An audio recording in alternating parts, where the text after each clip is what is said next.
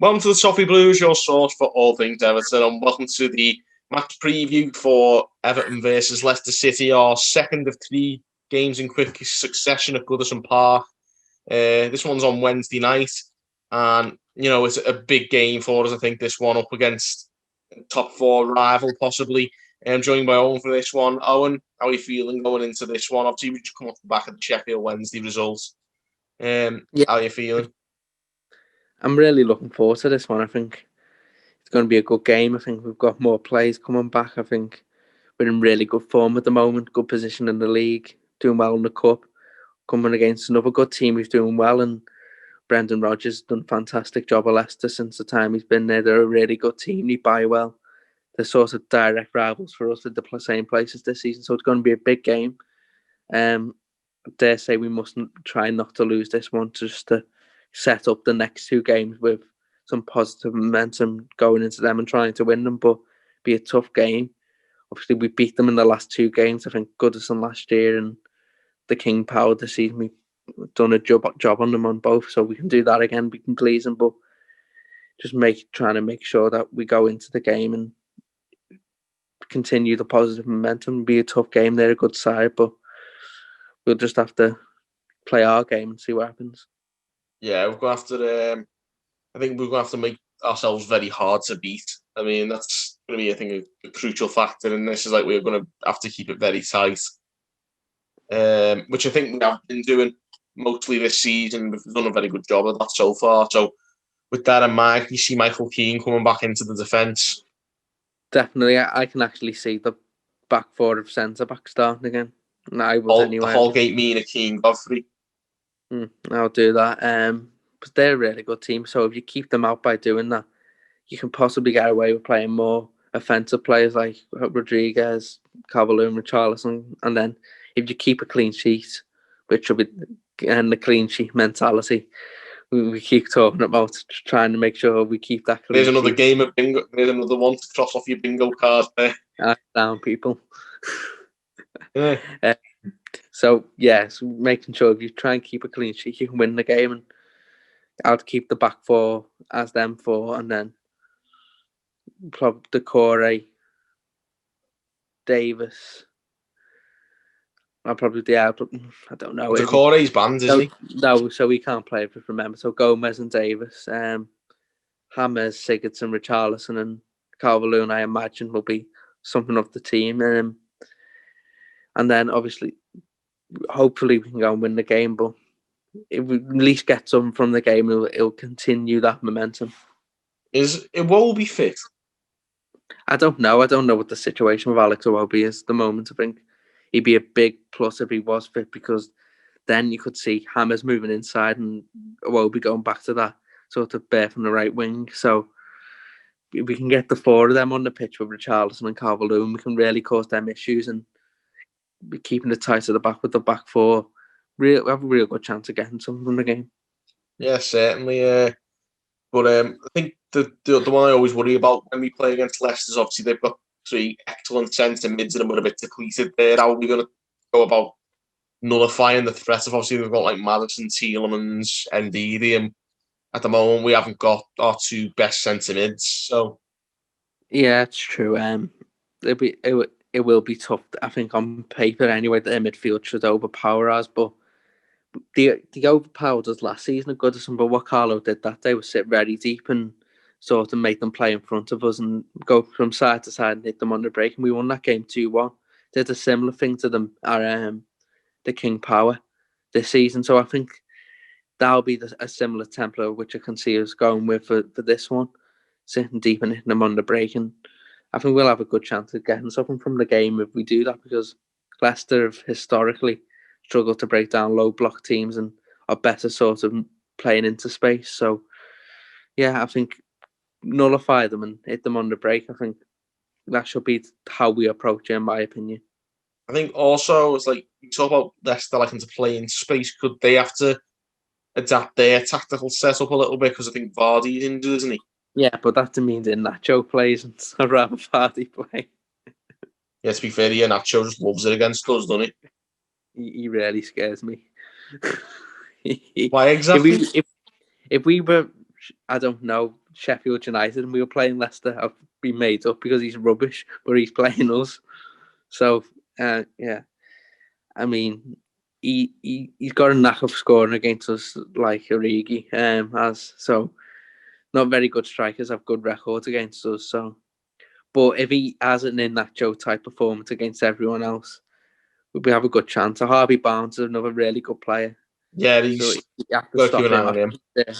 I don't know. It would be Perez maybe who else will play. So I don't know. So It's either kind Perez of or wonder. Albrighton on the other wing, isn't it? Yeah. So it's a if it's a Nacho or Brighton and Barnes, you're looking at Barnes being the standout performer there for Leicester. So if you nullify him and you're getting them playing on our sides of the pass, and I think we've got a good chance of winning this one. I think if I'd have Holgate at right back, personally. Definitely to try and cope with Barnes. You could even if Albrighton's playing on the other side, you could possibly get away with playing Well, you could definitely get away with playing Luca Deans, just sort of, because they won't have that sort of real threat on that side with like a quality winger. If it's Albrighton, who's all right, but he's not world class. So you could play Dean and make them worried the other way. What about there's obviously Albrighton or Perez or Dennis Pratt. None of them worry me enough not to play Luca Dean and play Ben Godfrey there, but yeah, I would rather play Luca Dean more, I think of it actually, because I don't think they're going to cause the same issues. That what they perhaps did in December. Albrighton's going to do an amazing game now. He scored that mad free kick against us. Now Perez always seems to have a good game against us as well, to be honest. So especially for Newcastle, it's going to be Perez in that show, and they're going to buy Origi and going to complete the trio. I know, innit? But yeah, I think at the other end of the picture, fancy us to get forward and maybe get a goal. So I think we could definitely do that. I think it's about nullifying their threat is the real issue for me in this game. Yeah,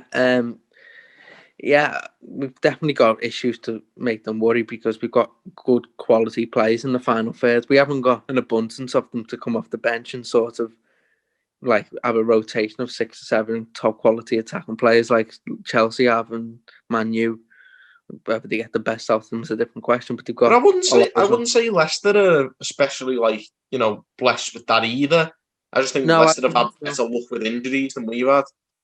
No, I do think Vardy and Barnes are sort of, when they sort of link up, they're a really threatening sort of attacking sort of duo. I think the player who tends to play on the other side seems to be a bit more functional, like O'Brien sort of to drop into space and sort of defend counter attacks and that. So it's going to be a really interesting game. I'm really looking forward to this one.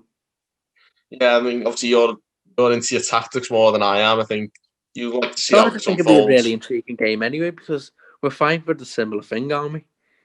So the game's really important. We've already beaten them at their place. If we can do the double over them, that stands us in really good stead to finish above them. Yeah, it really does. I dare say if you finish above Leicester, you qualify for the Champions League. Yeah, that's a good point, actually. But it's one of them. It's crucial in that respect, I think. I worry about these kind of games because it's always when we have a chance to stake a claim that we mess things up normally. But true.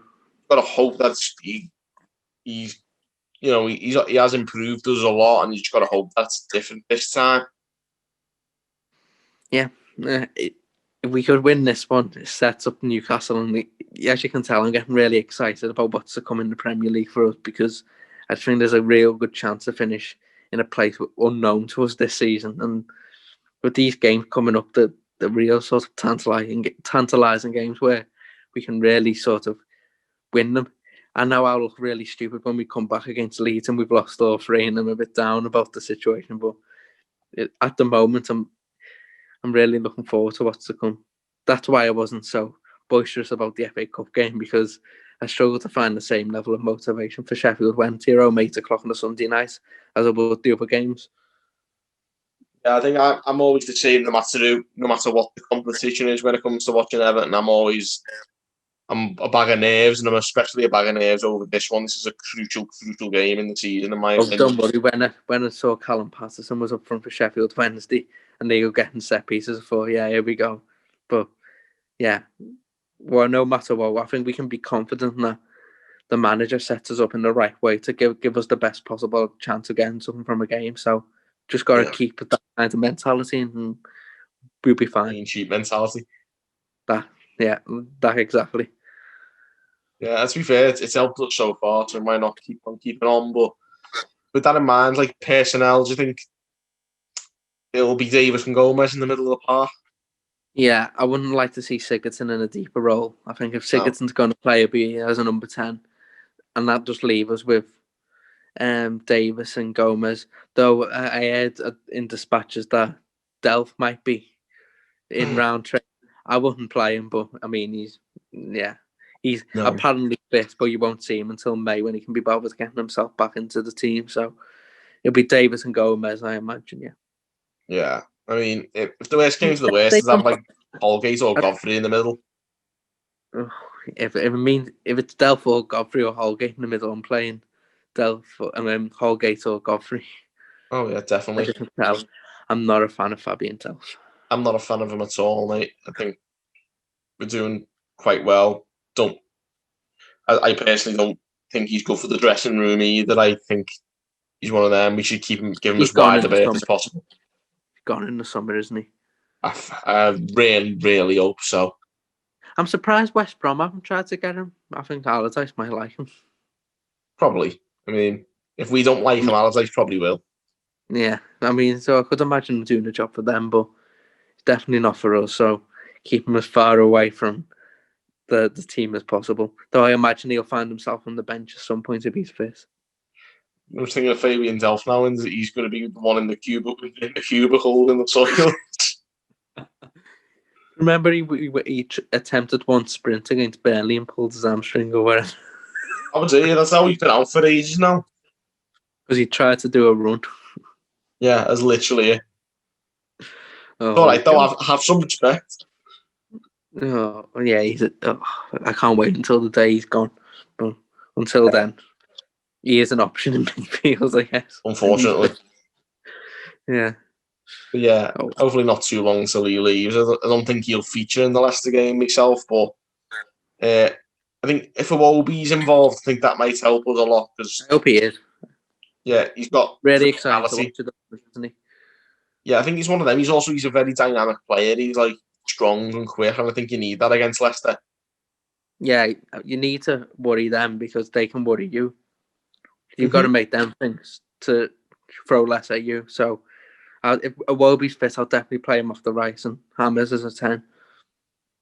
Yeah, I think that'd be a nice little setup for us. I mean, with that in mind, like obviously Leicester missing Vardy, is the low block still the best option? I think counter attack is because I think they're really good at catching teams on the counter attack. So there's many possibilities if we can to limit their counter attacks. I think we should definitely take. The only sort of difference it would make to me is whether you throw Luca Dean back in or play Ben Godfrey, because I feel like if you play Luca Dean, that's something else you worry them with. But then again, Ben Godfrey, he's been really good there, so it's 4 for 4 for the manager. Yeah, Ben Godfrey's one-on-one defending's excellent, so like it's a dilemma. But with that in mind, who would you go with, Dean? Yeah. I just think he's one of our best players, and I think you'd find it difficult to leave him out of any game. I think it'll also be difficult to not make that. Could Ben Godfrey go right back maybe? But Holgate's been playing with. There's a lot of questions for the manager to sort of think about. I don't know, because we've got some options finally in terms of areas who can play where. So we'll just have to see. Maybe Godfrey will play considering he played Sunday and Dean plays this game, but I don't know, it'll be interesting. But it's nice to have that selection, I think, for once. It's not something we've had the joys of for many a year. No, I think especially in December, I think every team picked itself because who was available. I think now we've got more options. We can sort of, with a lot of games coming up, we can sort of allocate players games, and hopefully it'll be enough to get us points, because we need to get points. Yeah, we've got loads of games coming up in quick succession. We need to get results in them all, I think. Imagine if we won the next 3, where that would leave us. sort of mentally, even with the 9 points, but mentally, what that does for us. Yeah, we just got to hope that that's the case. I think they're all games. I mean, the Leicester's going to be the tough one. This one, Yeah, definitely. I think the other two we should be expecting wins. Personally, I definitely think Newcastle and Leeds, we should be winning them games comfortably. If we want to get in the top 7, they're two very winnable games against two bang average teams. So I think Leicester's the tough one, but I think them two, we have to win them. yeah. But with this one in mind, we'll finish up here. What's your prediction? I don't want to. I've been getting by these, but not predicting wins for so long now. I don't want to predict the win, so I'll go 1-1. Yeah, I'm going to say. Oof. Yeah, and I was going to say 1-1 myself. I'm just going to second that. I'll second that. Yeah. If I'm being positive, 1-0, but 1-1. 1-0. I don't think we'll get beat. Hopefully, so. I hope not. I really hope not. That's disastrous if we do. But I think the way he sets us up at the moment, we seem really hard to beat. So we just got to hope that we carry that on. We're playing a Vardy-less Leicester. That should give us confidence that we can win the game. Playing an Iheanacho full Leicester. Oh, full 90 minutes of him, not 5 minutes this time. Oh, God. Score 7. Oh. Well, I love the way, like, Southampton fans, the way we have the Twitter account now, did the Richarlison tackle and the Pickford tackle get mentioned. Did the 9-0 defeat to Leicester get mentioned? Yeah. Oh, it would do my head. They never shut up about that. I'd feel really bad for Southampton fans. I mean, they've done really well as well. It's like the funny thing is, if you actually looked at their results around that 9-0, they got beat a couple of times before and after, but large and large, they weren't doing bad even after that. It weren't like this season. They turned good. They went on a really good run last season. No, I know they did, but it's like because they're all come so far from this 9-0 defeat. Like the media have to mention it every game. Like you were Derby 08, 07, 08 or something. It's nonsense the way they go on about it. They had a bad game where they went down to 10 men really early against a good Leicester team. Come on. Honestly, but yeah, we'll see how it goes anyway. Fingers crossed for this one. It's a very big game in the context of the season, I think. So, anyway, guys, let us know how you're feeling going into this one. Everton versus Leicester on Wednesday. Not an easy one, but one if there's a lot of reward if we can get a good result in this one. Drop us a comment below, give the video a like, and subscribe for more content. And until next time, thank you guys for watching on the Toffee Blues.